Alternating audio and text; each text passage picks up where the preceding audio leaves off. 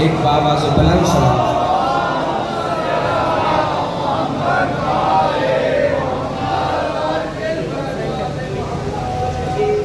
بسم اللہ الرحمن الرحیم العلی العظیم۔ الحمدللہ الذی جعلنا من المتمسکین بولایت امیر المؤمنین۔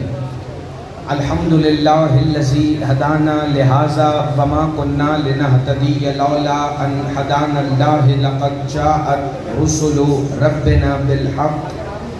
مولانا و مولا الثقلین جد الحسن والحسین مولانا ابی القاسم محمد۔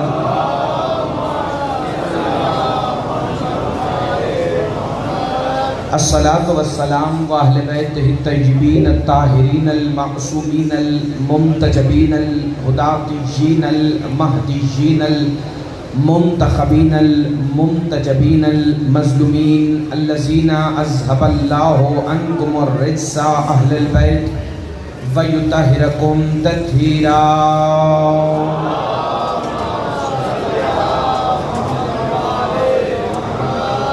لسیما بقیت اللہ المنتظر امام زماننا حاصہ روحی و ارواح العالمین لطراب المکتمہ الفدا اجل اللہ تعالی فرجہ الشریف وسہل اللہ تعالی مخرجہ الشریف۔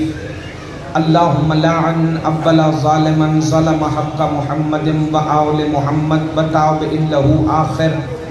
قال سبحانہ وتعالی فی کلامہ المجید ومحکم خطابہ الحمید وقولہ الحق بسم اللہ الرحمن الرحیم واسبغ علیہم نعمہ ظاہرۃ وباطنہ بآواز بلند صلوات۔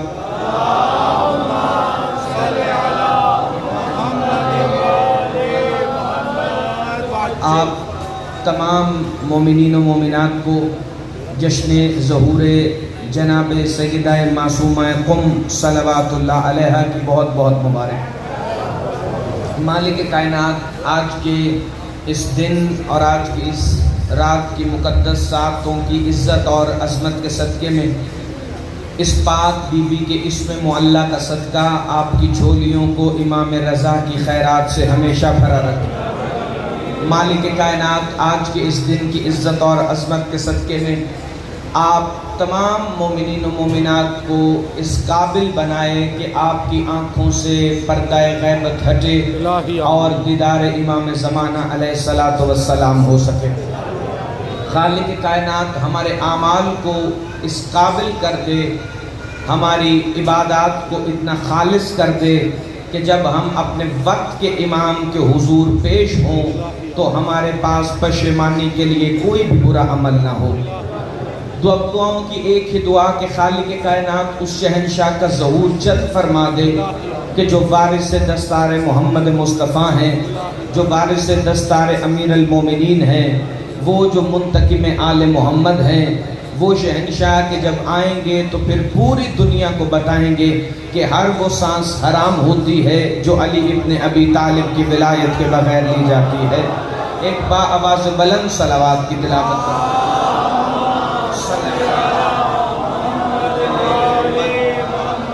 پھر نجم شاہ جی آج تشریف فرمائیں انکل امیر مختار کے میں نے کل آپ کو بتایا تھا کہ میں 10 دن ایک آیت نہیں پڑھوں گا، حالانکہ اس میں مجھے آسانی ہے کہ روز ایک آیت پڑھوں اور پھر اس کے ضمن میں باقی آیتیں پڑھوں، لیکن میں روز ایک نئی آیت پڑھوں گا تاکہ کم از کم ان 10 دنوں میں جو میں نے 100-150 آیتیں پڑھنی ہیں اس میں 10 آیتوں کا اضافہ اور ہو سکے۔ خالق کائنات قرآن مجید میں ارشاد فرما رہا ہے، جسے کل کی مجلس یاد ہے کہ ہم نے ہر قوم کے لیے، میں جس پاک معظمہ کا آج ظہور ہے یقیناً میں شہر قوم کے بھی فضائل پیش کروں گا اور بی بی کے بھی، لیکن پہلے اپنے موضوع سے متصل کر اور جو میں ذکر امام زمانہ کو ذکر معصومہ قوم سے متصل کروں گا اس کی داد میں اپنے بزرگوں سے خود لے لوں گا۔ خالق کائنات نے فرمایا کہ ہم نے ہر قوم کے لیے ایک ہادی رکھا اور رسول اللہ نے اپنے 12 جانشینوں کے نام ایک ایک کر کے گنوائے اور بتایا کہ یہ میرے بعد تمہاری ہدایت کے لیے تمہارے ہادی ہیں۔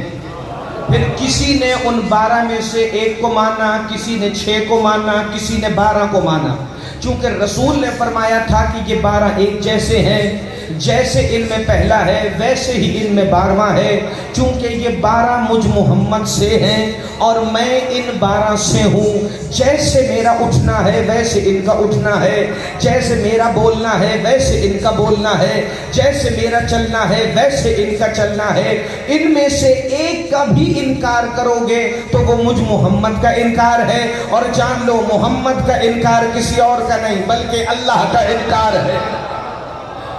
آپ سدا سلامت رہیں۔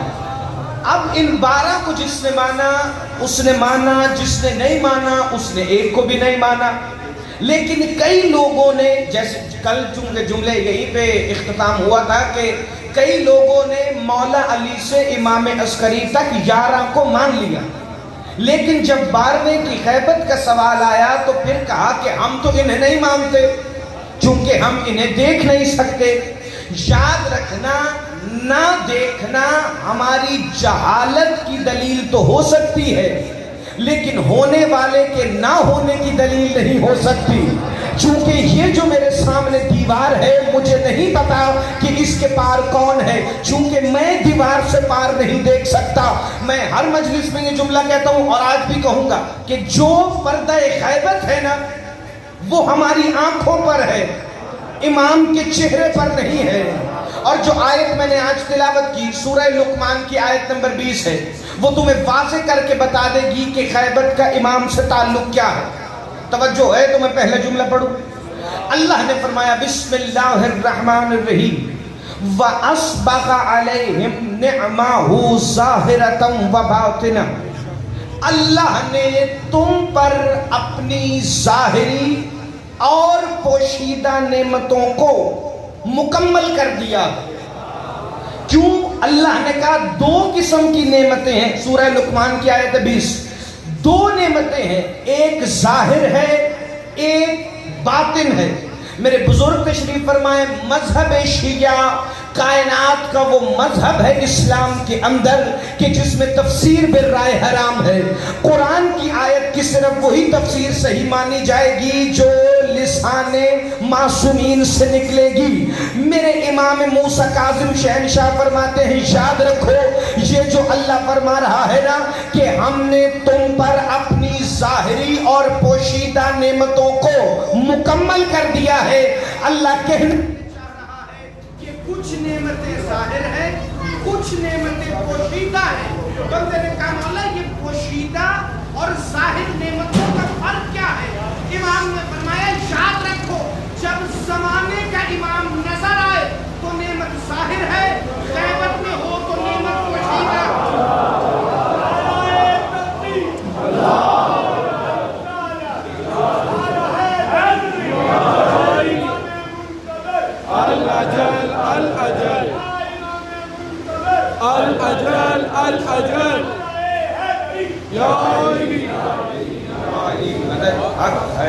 توجہ بھائی میرے، یہ جب بیچ میں لائٹ جاتی ہے تو آپ پھر بھی توجہ رکھا کریں، یا جب تو میں جملہ روک دوں تو پھر آپ ادھر ادھر دیکھیں، جب میں جملہ روکتا ہی نہیں تو آپ کے ادھر ادھر دیکھنے کا مقصد ہے ہی کوئی نہیں۔ ذرا سے چہروں کو کھلائیے تو میں اگلے جملے کی طرف بڑھوں۔ امام نے فرمایا جب امام نظر آئے تو یہ نعمت ظاہر ہے، جب امام تمہاری آنکھوں سے پوشیدہ ہو، تمہاری آنکھوں پر پردہ پڑا ہو تو سمجھو کہ نعمت باطن ہے۔ اب اگر قرآن کی آیت کی تفسیر معصوم کے قول سے آئے تو بڑی اچھی بات ہے، لیکن اگر قرآن کی آیت کی دلیل قرآن کی آیت ہی آ کر دے تو یہ اور بھی کمال کی بات ہے۔ سورہ تکویر میں انکل میر مختار اللہ نے فرمایا بسم اللہ الرحمن الرحیم، اللہ فرما رہا ہے کہ مجھے قسم ہے فَلَا أُقْسِمُ بِالْخُنَّسِ الْجَوَارِ الْكُنَّسِ، اس ستارے کی قسم ہے جو چھپا ہوا ہے۔ بندے نے اور یہ میں آپ کو پہلے بتا چکا ہوں، ملک علی رضا وان صاحب موجود ہیں، میرے بزرگ شیخ حسن حسین صاحب، جتنے بندے بیٹھے ہیں، آپ کو میرا جملہ یقیناً یاد ہونا چاہیے۔ میں نے پہلے بھی بتایا ہے کہ اللہ جب بھی قرآن میں قسم کھاتا ہے وہ پاک شے کی قسم کھاتا ہے، اور پاک چیزیں کہاں ملتی ہیں پوری دنیا جانتی ہے۔ مجھ سے ممبر پہ ہاتھ رکھوا لو، یہاں سے لے کے نجف اشرف پہ امیر کائنات کی زری تک، میں تمہیں سر پہ قرآن رکھ کے قسم دینے کے لیے تیار ہوں۔ قرآن میں اللہ جب بھی قسم کھاتا ہے وہ قسم ملتی ابو طالب کی حویلی سے ہے۔ زندہ باد، ہاتھ اٹھانا، خیرات مانگنا بھائی۔ اللہ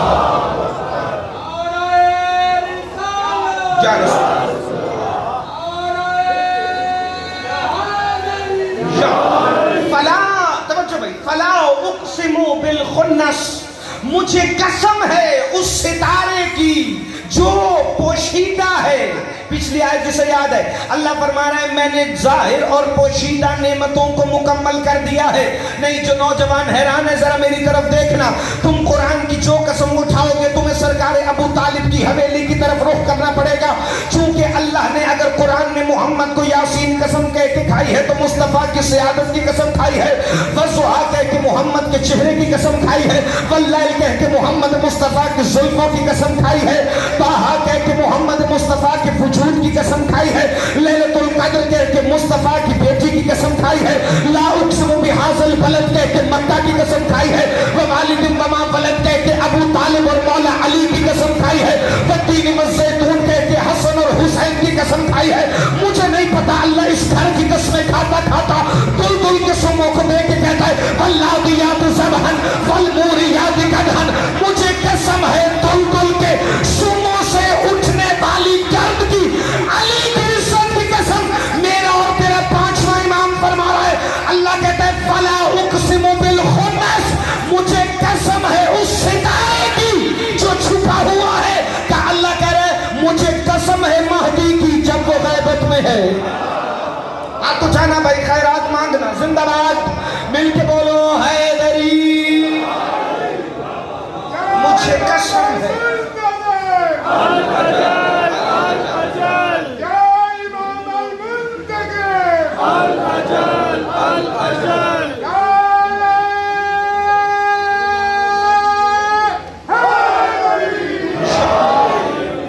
توجہ ہو تو تمہید مکمل ہو گئی، میں دو تین فضائل آپ کی خدمت میں پیش کروں۔ وہ جو چھپا ہوا ستارہ ہے اللہ کے نزدیک، وہ ہے پردہ غیبت میں، اور پردہ غیبت ہے ہماری آنکھوں پر، اسی لیے تو ہم انتظار کر رہے ہیں، ہم قائم کے دیدار کے منتظر ہیں، اور صرف ہم منتظر نہیں، اللہ سورہ یونس میں کہہ رہے فانتظروا انی معکم من المنتظرین، محمد اس غیب کا انتظار کرو جو اللہ کے لیے ہے، چونکہ میں اللہ خود بھی تمہارے ساتھ انتظار کرنے والوں میں شامل ہوں۔ تم سب جانتے ہو، تمہیں بتانے کی ضرورت ہی نہیں ہے، اللہ تین چیزوں میں شامل ہے۔ اللہ کہتا ہے میں لعنت کرنے والوں کے ساتھ مل کر لعنت کرتا ہوں، میں انتظار کرنے والوں کے ساتھ مل کے انتظار کرتا ہوں، اور میں تمہارے ساتھ مل کر محمد و آل محمد پر درود بھی پڑھتا ہوں۔ صرف اللہ انتظار نہیں کر رہا، صرف مسلمان انتظار نہیں کر رہے، ہر مذہب، ہر عقیدہ کسی نہ کسی مختلف نام سے کسی آنے والے کا منتظر ہے۔ مثال کے طور پہ زرتشت والے ماتریا کے منتظر ہیں، زرتشت والے کس کے منتظر ہیں؟ ماتریا کے۔ لی ہونگ کے منتظر ہیں ماؤزم والے، عیسائیت منتظر ہے عیسیٰ کی، یہودی انتظار کر رہے ہیں مریاہ کا جو نسل داؤد سے ہوگا، ہر کوئی آنے والا انتظار کر رہا ہے۔ مسلمان انتظار میں ہے رسول کے پارنے جانشین کے، شیعہ انتظار کر رہے ہیں قائم آل محمد کا جو غیبت کبریٰ میں ہے، ہماری آنکھوں سے اوجھل ہے۔ مجھے جملہ کہنے کی اجازت دو، اس کے بعد تمہارا جیسے دل چاہے بولنا۔ یہ سارے مذاہب پیر نجم شاہ جی کسی نہ کسی کے منتظر ہیں، لیکن میں نے جرمنی کے فلسفر نیچے کو پڑھا ہے جو اللہ کو نہیں مانتا، جو نبیوں کو نہیں مانتا، جس کا مذہب کوئی نہیں، وہ بھی کہتا ہے میں کسی ایسے سپر مین کے انتظار میں ہوں جو دنیا کو آ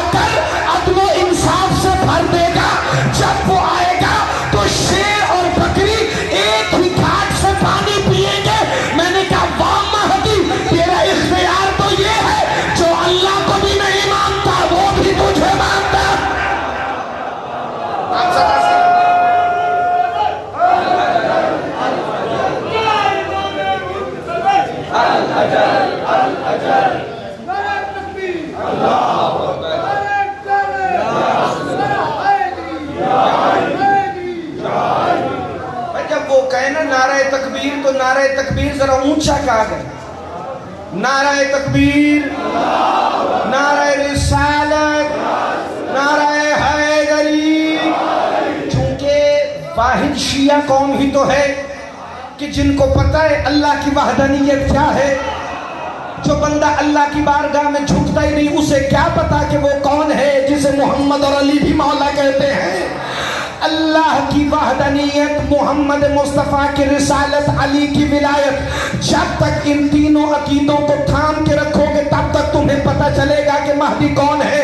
چونکہ امام زمانہ جب آئیں گے نہ وہ توحید کے منکر کو چھوڑیں گے, نہ رسالت کے منکر کو, نہ ولایت کے منکر کو. ہر آنے والے کا انتظار ہے کسی نہ کسی مذہب میں, لیکن ہم اس کا انتظار کر رہے ہیں جس کا انتظار اللہ کر رہا ہے.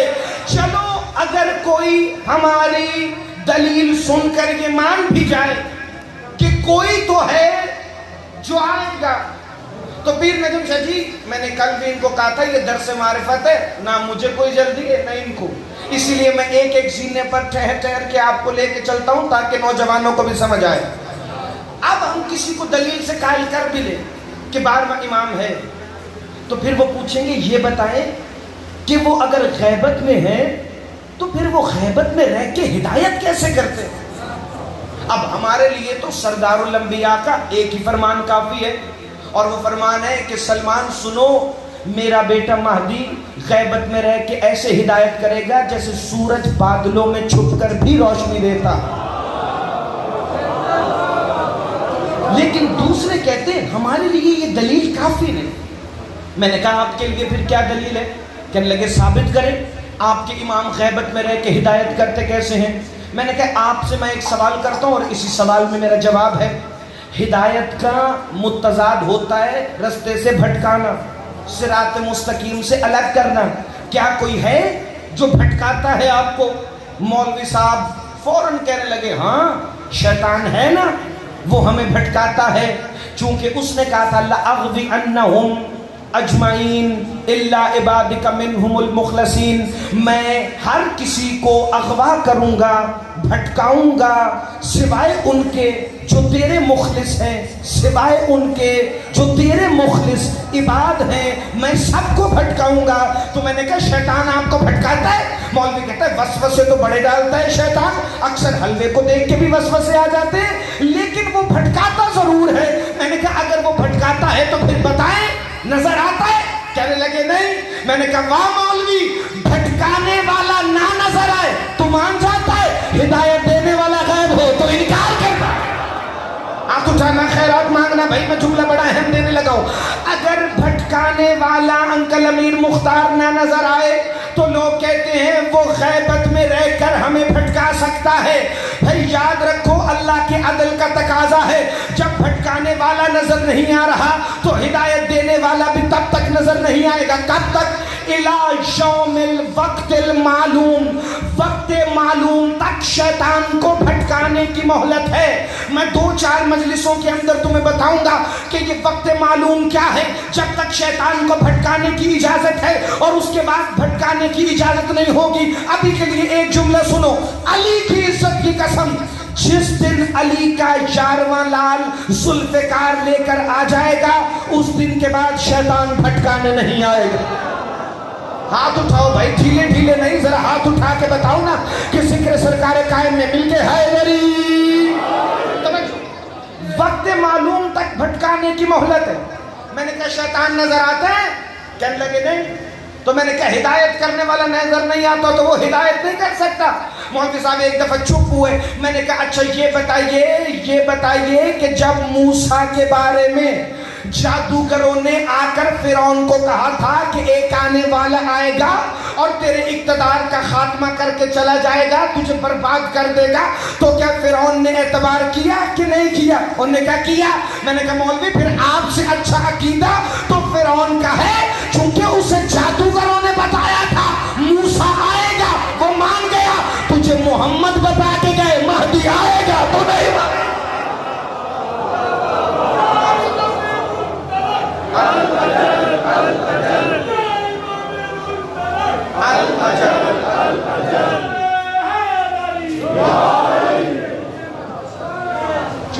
ہادی ہدایت کرنے والا وہ ہدایت کر سکتا ہے بھلے تمہیں نظر نہ آئے. میں ایک چھوٹا سا جملہ پڑھتا ہوں اور امام زمانہ کے منتظرین جس کے دل میں میرے ولی العصر شہنشاہ کی عزت اور عظمت اور انتظار ہے نا شدت سے، وہ اس جملے کو محسوس کریں. امام فرماتے ہیں اگر تم نے کبھی ہمارے قائم کی موجودگی کو محسوس کرنا ہو تو پھر اپنے گھروں میں ذرا ٹکٹکی باندھ کے دیکھنا، اپنے مصلوں کو آباد رکھنا، روزوں کو ضائع نہ کرنا، غریبوں کے حق کی حق تلفی نہ کرنا، پھر تم ہمارے مہدی کو اپنے گھر میں محسوس کر سکو گے. کہ مولا ہم یہ سب کرتے ہیں، بتائیے محسوس کیسے کریں؟ کہ جب تمہیں خوشبو آئے اور پتہ نہ چلے کہاں سے آ رہی ہے، سمجھو مہدی تمہارے قریب. ہاتھ اٹھانا، خیرات مانگ رہا، میں تم سے مخاطب ہوں. جب خوشبو آئے اور تمہیں پتہ نہ چلے کہ کہاں سے آ رہی ہے، سمجھ جاؤ کہ مصطفیٰ کا 12واں جانشین تمہارے قریب ہے. کہ جب بچہ بلا وجہ رو رہا ہو اور روتے روتے ایک دم مسکرانا شروع کرے، سمجھو قائم کو دیکھ رہا ہے. آپ صدا سلامت، آپ ہمیشہ زندہ باد رہیں. جن بندوں کے مصلے آباد ہیں جو اپنے اعمال کو قضا نہیں کرتے، اگلا فکرہ ان کے لیے پڑھنے لگوں. مولا فرماتے ہیں یاد رکھو جب تمہارے ذہن میں گناہ کرنے کا خیال آئے اور تم گناہ کرتے کرتے ایک دم اس گناہ کو ترک کر دو، تو سمجھو مہدی نے آ کے تمہارے ذہن کو کہہ دیا ہے کہ گناہ نہ کرنا.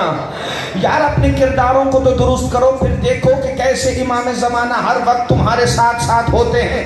علی کی عزت کی قسم. بندے کہتے ہیں اگر امام غیبت میں ہے تو کوئی اور دلیل. میں نے کہا اللہ نے سورہ نساء میں محمد مصطفیٰ کو کہا وَجِئْنَا بِكَ عَلَىٰ هَؤُلَاءِ شَهِيدًا، اے محمد ہم ہر امت پر آپ کے چہرے انتظار میں کہ میں اس بی بی کے فضائل پڑھوں جس کا آج جشن ہے. پیر قاسم شاہ جی میں پڑھوں گا، لیکن اگر یہ اس جملے پر میرے مطابق بول پڑے جیسے میں چاہتا ہوں، اے مصطفیٰ ہم ہر امت پر ایک گواہ لائیں گے اور پھر ان گواہوں پر آپ کو گواہ بنائیں گے. صحابہ نے پوچھا یا رسول اللہ ہر امت پر گواہ کون ہوگا؟ کہ ہر امت کا نبی. تو کہا آپ ہر نبی پر گواہ ہوں گے. اسی میں غیبت کا راز چھپا ہے اگر تمہیں سمجھ آ گیا. آپ ہر نبی پر گواہ ہوں گے. مصطفیٰ نے فرمایا بے شک. اللہ فرمانے نا فَكَيْفَ إِذَا جِئْنَا بِكَ، یاد کرو اس وقت کو جب ہم گواہ بنائیں گے تمہیں ہر ایک گواہ پر. یہ ماضی کی بات نہیں، مستقبل کی بات ہے. اس کا مطلب اللہ نے قرآن میں بتایا ہے ہر وہ شخصیت محمد ہے جو ماضی اور مستقبل سے بھی واقف ہو. تمہیں گواہ بنائیں گے ہر ایک نبی پر. علی کی عزت کی قسم جو کیفیت ہے یہ جملہ پڑھنے سے پہلے وہ غیبت امام زمانہ میں ان کے منتظرین سے سوا بہتر اور اس کیفیت کو جان سکتا ہی کوئی نہیں. رسول اللہ نے فرمایا اس لیے کہ میں ہر نبی سے پوشیدہ رہ کر ان کے اعمال کو دیکھ رہا تھا. میں ہر نبی سے پوشیدہ رہ کر ان کی تبلیغ کو دیکھ رہا تھا. اس لیے تو اللہ مجھ محمد مصطفیٰ کو ہر ایک نبی پر گواہ بنا کے لائے گا. کہ یا رسول اللہ آپ نے آدم کو بھی دیکھا ہے؟ فرمایا ہاں. یا رسول اللہ آپ نے نوح کو بھی دیکھا ہے؟ فرمایا بالکل دیکھا ہے. کہا آپ نے ابراہیم کو آگ میں جاتے ہوئے بھی دیکھا ہے؟ کہا ابراہیم کو آگ میں جاتے ہوئے بھی دیکھا ہے. پھر علی کو اسے بچاتے ہوئے بھی دیکھا ہے. کہا آپ نے موسیٰ کو طور پہ جاتے ہوئے دیکھا ہے؟ کہا موسیٰ کو طور پہ جاتے ہوئے بھی دیکھا ہے. علی سے باتیں کرتے ہوئے بھی دیکھا ہے. کہ یوسف کو کنویں میں گرتے ہوئے دیکھا ہے؟ کہا دیکھا ہے. اور علی کو اسے بچاتے ہوئے بھی دیکھا ہے. کہا آپ نے یوسف کو مصر کے تخت پر دیکھا ہے؟ کہا مصر کے تخت پر بھی دیکھا ہے. اسے تخت پہ بٹھانے والوں کو بھی دیکھا ہے. کہ عیسیٰ کو مردہ زندہ کرتے دیکھا ہے؟ کہ مردہ زندہ کرتے بھی دیکھا ہے. محمد نے اسے مردہ زندہ کرنا سکھایا بھی ہے. کہ صالح کی اونٹنی دیکھی ہے؟ کہ صالح کو اونٹنی دی بھی ہم نے ہے، دیکھی بھی ہم نے ہے، اور قیامت میں ہم شاہد بھی اس سے بن کے آئیں گے. یعنی مصطفیٰ نے بتایا کہ میں آدم سے عیسیٰ تک کو پردے میں رہ کے دیکھ رہا تھا اور اب ان کا گواہ بن کے آؤں گا. کہ صرف میں نہیں، میرے علی سے لے کے مہدی تک آدم سے پہلے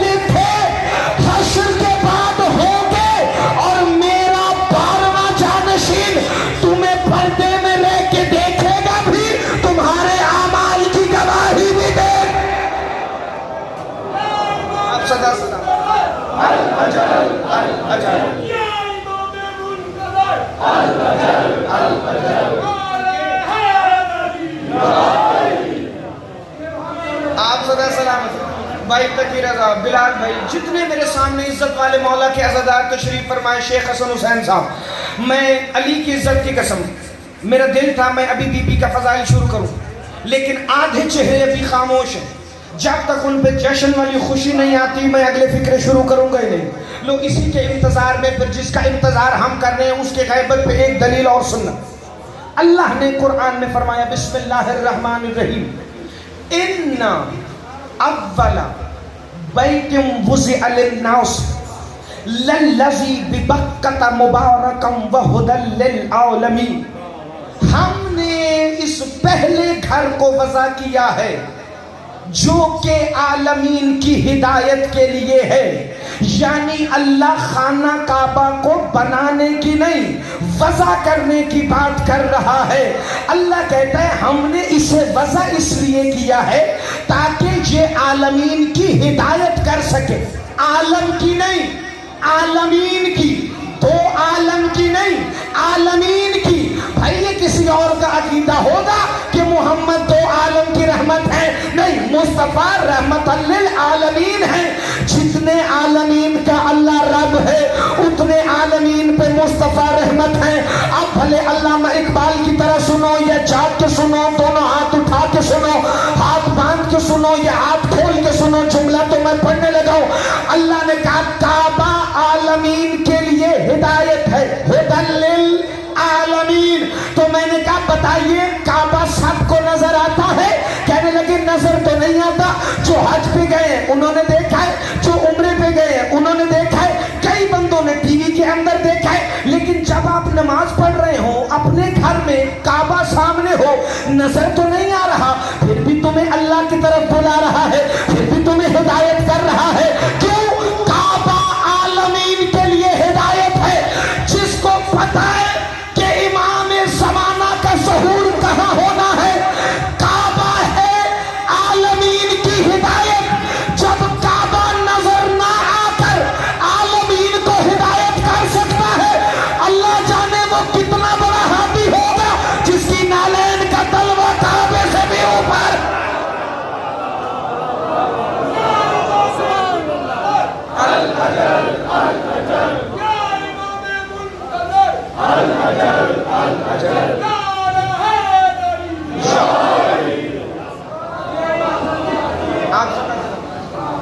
اللہ جانے اگر کعبہ پیر نجم شاہ جی عالمین کے لیے ہدایت ہے تو وہ شہنشاہ کتنا بڑا ہادی ہے جس کی نالین کا تلوہ کعبے کی چھت کو مس ہو رہا ہوگا، اور وہ کیوں آئیں گے کعبہ میں امام زمانہ؟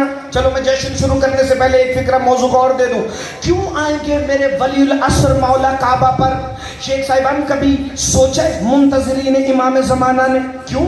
اپنے وقت کا علی ہے، اپنے وقت کا حسن ہے، اپنے وقت کا حسین ہے، اپنے وقت کا عباس ہے۔ جسے سمجھ آئے وہ بندہ بولے۔ کعبہ کو رسول کے بیٹوں کے قدموں کی اتنی عادت ہو گئی ہے کہ اب کعبہ بھی انتظار میں ہے۔ جتنی آہستہ آپ کی بات ہے اتنا ہلکا یہ جملہ تھا نہیں۔ آپ صدا جی اللہ آپ کے بیٹوں کی زندگی کرے، یا مسکراہٹیں پھیل گئی ہیں، یہی جشن کے لیے ماحول میں چاہتا تھا، اور اسی جملے سے متصل کر کے میں بزرگوں کی دعائیں لینے لگا ہوں۔ بالکل 10 سے 12 منٹ آپ کو زحمت اور دینی، چونکہ مصائب کل سے شروع ہوں گے، آج آپ اور ہم مل کے بی بی کی آمد کا جشن منائیں گے۔ کیوں آئیں گے کعبہ میں مولا؟ 13 رجب علی مولا کعبہ میں آئے، 16 رجب کعبے کا دروازہ کھلا، رسول علی کو لے کے باہر آئے، بتوں کو توڑنے محمد مصطفیٰ کے کندھوں پر علی مولا خانہ کعبہ میں آئے۔ پھر وَآذَانٌ مِّنَ اللَّهِ وَرَسُولِهِ إِلَى النَّاسِ يَوْمِ الْحَجِّ الْأَكْبَرِ کی آیت لے کر سورہ توبہ کے مبلغ بن کے علی پھر بتوں سے کعبے کا قبضہ چھڑوانے کے لیے ایک دفعہ آئے، اور آ کر جو مشرک وہاں آستینوں میں بت لے کے پھر رہے تھے ان کو نکالا۔ پھر کیا ہوا؟ مولا حسن ایک دفعہ علی مولا کی شہادت کے بعد کعبہ آئے۔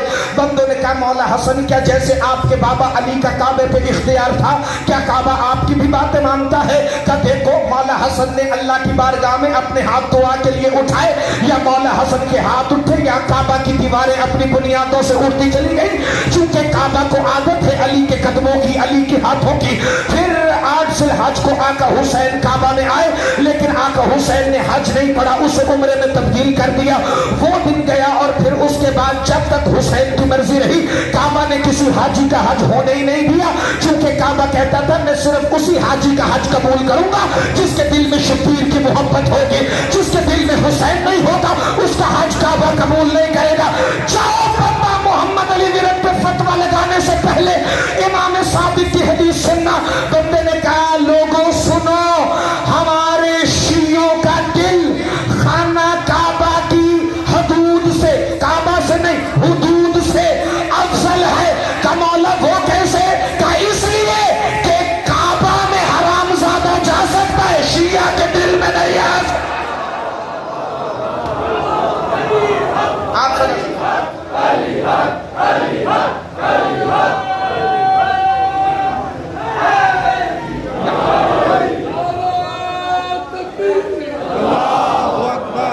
मिलके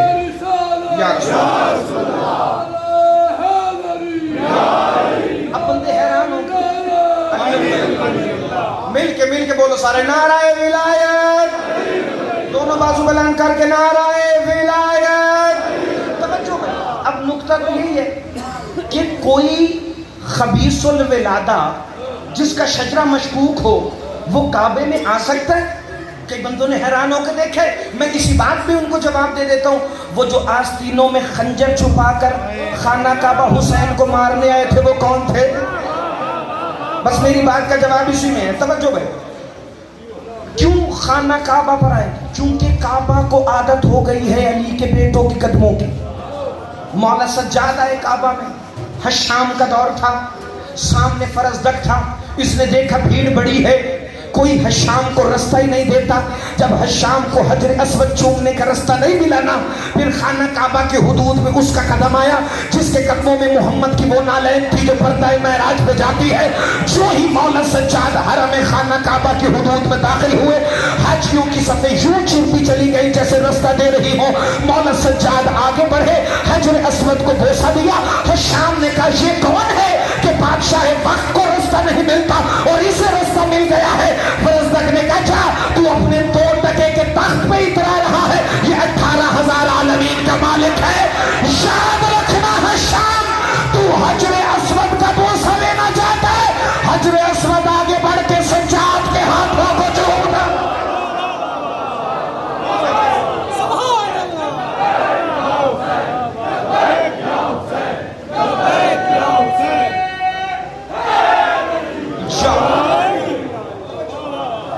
मेरे मौला खाना काबा की छत पर आकर गए, अयो अन्नास सुनो, वारिस से काबा आ गया।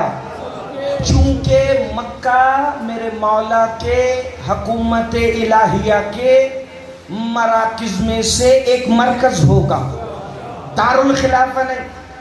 पीर नजम शाह जी मेरे मौला ने दारुल खिलाफा बनाना है कूफा पर, और कूफा में हुकूमत कायम किस तरह होगी मैं इसी अशरे में 2 जुमले इस पर पेश करूंगा। चूंकि मैं अपने सामईन को बताता चलूं कि ये जिक्र वलीउल असर के इस कदर जहते हैं, गैबत पे अलग अशरा, गैबत कुबरा पर अलग अशरा, रजत पर अलग अशरा, मेरे मौला की हिदायत पर अलग अशरा, फिर मेरे मौला के जो 4 सफ़ीर हैं उनकी हयात तैयबा और तबलीग पर अलग अशरा, मेरे मौला की कुरान और मारिफत इमाम ज़माना पर अलग अशरा। ये जेहते बहुत ज़्यादा हैं, जितना मैं इन 10 दिनों में आपको पेश कर सका मैं ज़रूर करूँगा। कूफा को दारुल खिलाफा बनाएंगे, 2 मरकज़ होंगे मेरे मौला की हुकूमत के, पीर कासिम शाह जी, मक्का के अलावा दारुल खिलाफा कूफा, एक मरकज मक्का और दूसरा मरकज है कुम। जश्न तो मैंने इसी जुमले से शुरू करना था, जो बंदे पीछे रह गए वो आगे जुमले पे साथ मिल जाए। दूसरा मरकज होगा कुम।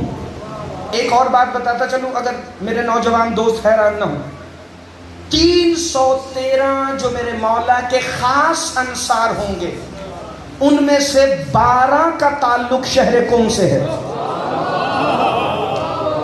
अगर आप हाथ उठाएंगे तो ये नुसरत इमाम ज़माना है, चूंकि मोहम्मद अली विरक को इन जुमलों पे दाद चाहिए ही नहीं। چونکہ یہ تو انفارمیشن ہے، فضائل تو میں نے آگے پڑھنا. 313 میں سے ان 12 کا تعلق شہر قم سے. شہر قم کی ایک فضیلت بتاؤں، چونکہ جس بی بی کا ذکر ہے نا، 2 جملے پڑھوں گا فضائل کے، لیکن اس کے لیے 2 جملے شہر قم کی فضیلت کو سنو. میرے اور آپ کے چھٹے تاجدار صداقت مولا فرماتے ہیں ایوہ الناس اللہم صلی علی محمد. عربی چھوڑو، صرف ترجمہ کرنے لگو روایت کا تاکہ آپ سب تک پہنچ جائے. انکل امیر مختار، پیر کاظم شاہ جی، نجم شاہ جی، جتنے میرے عزت والے عزادار بیٹھے، شیخ صاحبان، ملک علی رضا صاحب، سفیر مرتضیٰ صاحب، جملہ میری سوچ جہاں ختم ہو جائے گی نا، شاید وہاں سے شروع بھی نہ ہو جو میرے مولا صادق نے ایک جملے میں فرمایا. کہا یاد رکھو جنت کے 8 دروازے ہیں، جن میں سے ایک دروازہ شہر قم کی طرف کھلتا ہے.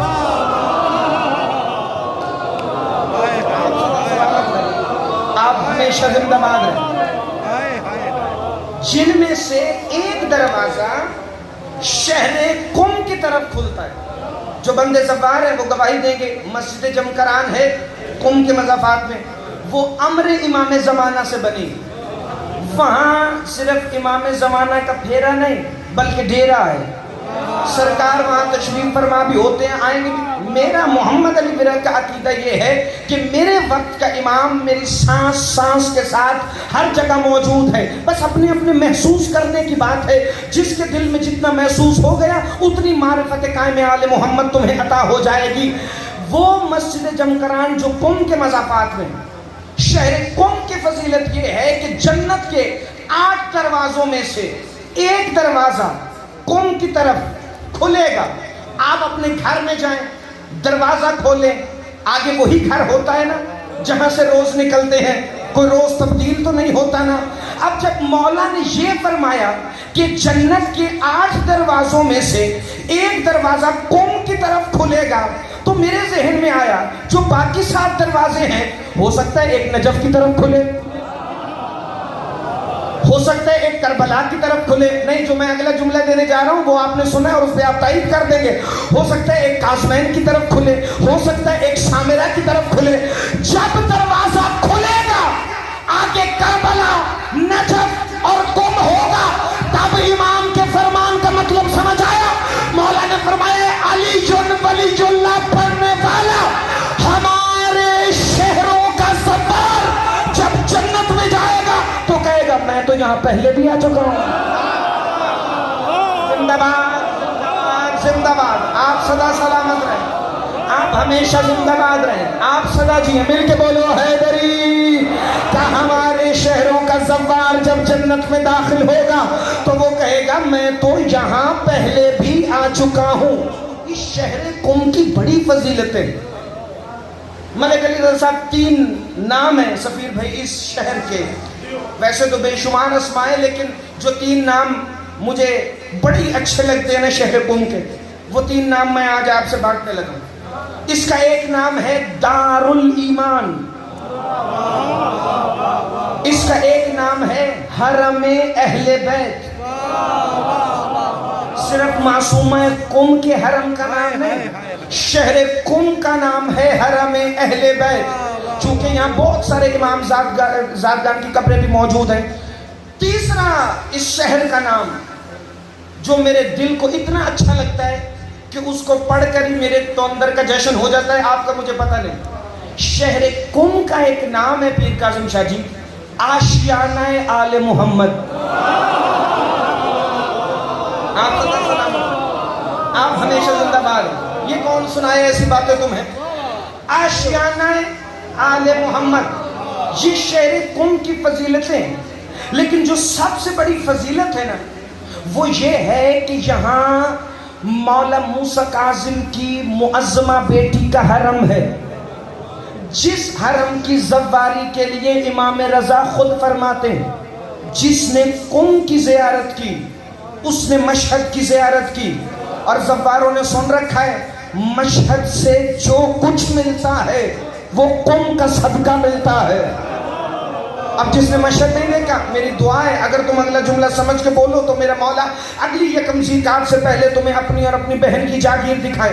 جو کچھ مشہد سے ملتا ہے وہ قم کا صدقہ ہے.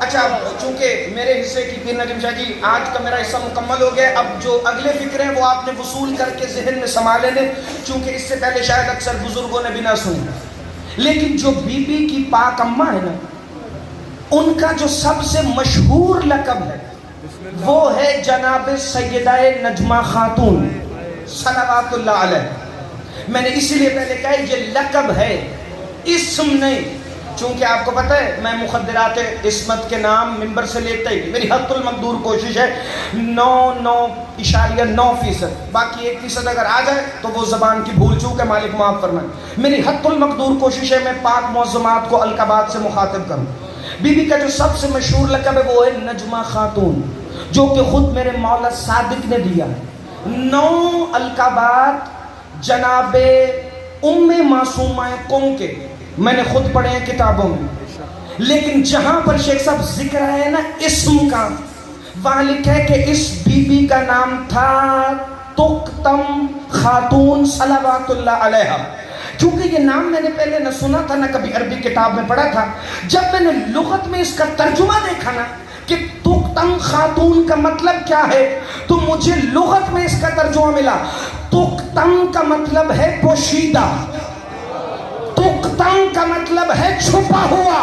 یعنی مؤرخ بھی اس بی بی کا اصل نام نہیں جانتا. ممبر پہ بیٹھ کے بے ادبی سے نام لینے والے میرا پیغام سن لے، جن بیبیوں کے نام اللہ نے چھپا کے رکھے ہیں انہیں میں ظاہر کیسے کر سکتا ہوں؟ آپ ہمیشہ زندہ باد رہے. جن بندوں کی آنکھوں میں آنسو ہیں میرے جڑے ہوئے، آپ دیکھنا صرف 2 فکریں تمہاری خدمت میں پیش کرنے لگے. تقتم کا مطلب ہے پوشیدہ، چھپا ہوا. اور اس بی بی کی عظمت کے خدا کی قسم میں کیا کہنے، جس کے زواروں کی اتنی عزت ہے، اتنا مقام ہے، اللہ جانے وہ بی بی کس عظمت کی مالک ہے. اور آپ جانتے ہیں یہ قوم کی زیارت کا اتنا ثواب کیوں ہے؟ یہ روایات ساری کب باہر آئیں؟ بی بی معصومہ قم صلوات اللہ علیہ کے حرم میں ایک عالم کی قبر ہے جسے دنیا علامہ مرعشی نجفی کے نام سے جانتی ہے. شہاب الدین مرعشی نجفی وہ ہے جس کی قبر، ساری قبریں زمین کے ساتھ، اس کی قبر ہے زمین سے اتنی اوپر. چونکہ 60 سال بی بی کی زواری ایک دن بھی قضا نہیں کی، کئی سال تک زیارت عاشورہ قضا نہیں ہوئی. یاد رکھنا مرعشی نجفی کہتے ہیں میرے والد محمود مرعشی نجفی 40 راتیں امیر المومنین کے حرم میں روز رات کو شب بیداری کرتے رہے تاکہ زیارت امیر المومنین ہو سکے. چونکہ مرعشی نجفی کہتے ہیں میرے والد محمود مرعشی نے ایک سوال ذہن میں رکھا تھا جس کا جواب امیر المومنین کے سوا کوئی دے ہی نہیں سکتا تھا. کہا وہ کون سا سوال تھا؟ کہ جب 40 راتیں گزر گئی نا میرے والد کو نجف میں شب بیداری کرتے ہوئے، تو پھر ایک دن امیر المومنین سے عالم مکاشفہ میں ملاقات ہوئی. میرے بابا نے سجدہ ریز ہو کے پوچھا اے کائنات کے امیر مولا علی امیر المومنین شہنشاہ بادشاہ، مجھے یہ تو بتائیے کہ بنت محمد مصطفیٰ کی اصل قبر کہاں ہے تاکہ میں زیارت کے لیے جا سکوں. علی نے کہا کہ میں نے سیدہ سے وعدہ کیا ہے، میں اپنی زبان سے سیدہ کی اصل قبر کا پتہ کسی کو بتا سکتا نہیں. تو کہا مولا اگر ہم سیدہ کی قبر کی زیارت کرنا چاہیں تو پھر کہاں جائے؟ کہا قم میں میری بیٹی معصومہ کی قبر. زندہ باد مل کے بولو حیدری. کہا قم میں میری بیٹی معصومہ کی قبر کی زیارت کرو. علی کی عزت کی قسم آج کے بعد جب جانا ایران زیارتوں پر خاص طور پہ بہنوں بیٹیوں کو ساتھ لے کے جانا. اس بی بی کا اتنا علم کے حوالے سے کرم ہے تمہارے اس نوکر پر، میں 5 مرتبہ کا سجدہ گزاروں حرم جناب سیدہ معصومہ قم کا. آخری دفعہ گیا ہوں 2019 میں جب میں 5ویں دفعہ زواری پہ گیا نا، اور علی کی عزت کی قسم ممبر حسین پر ہوں. میں غلط فکرہ کہوں، غازی عباس اگلا فکرہ پڑھنے نہ دیں، اپنا عقیدہ پڑھنے لگا ہوں، تمہارے عقیدوں کی ترجمانی کرنے لگا ہوں، اور نوجوانوں کو کاظمی صاحب ایک پیغام دینے لگا ہوں بھائی تقی. 5 دفعہ میں قم حاضر ہوا لیکن کبھی زری والے کمرے میں داخل نہیں ہوا. یہ میرا عقیدہ ہے اور نوجوانوں کے لیے پیغام بھی. کیوں؟ کیونکہ میرے ذہن میں ایک بات تھی. جب میں پہلی دفعہ بھی گیا نجف اشرف حاضر ہوا، کوفہ کی زیارات پر گئے، تو جو مولا علی کا گھر ہے نا بیت الشرف، میں وہاں بھی اندر نہیں گیا، 3 دفعہ گیا ہوں لیکن حاضر نہیں ہوا اندر، چونکہ ہمت ہی نہیں پڑتی۔ جہاں پاک معظمات کے قدم ہوں وہاں تو ہمارا سر بھی نہیں آنا چاہیے۔ میں 5 مرتبہ کم حاضر ہوا۔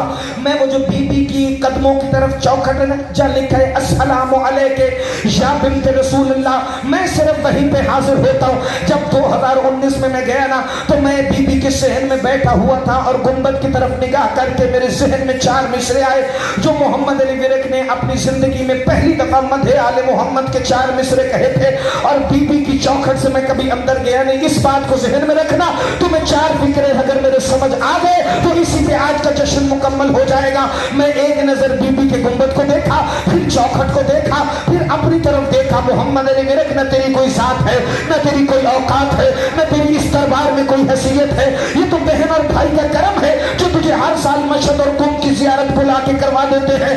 میں نے بی بی کے حرم کو دیکھا، اس چوکھٹ کو دیکھا جہاں سے میں آگے جا نہیں سکتا، پھر میں نے وہاں 4 مصرے گئے۔ میں نے کہا بڑھے نہ جبرائیل جہاں سے آگے، میں وہاں سے آگے نہیں بڑھوں گا۔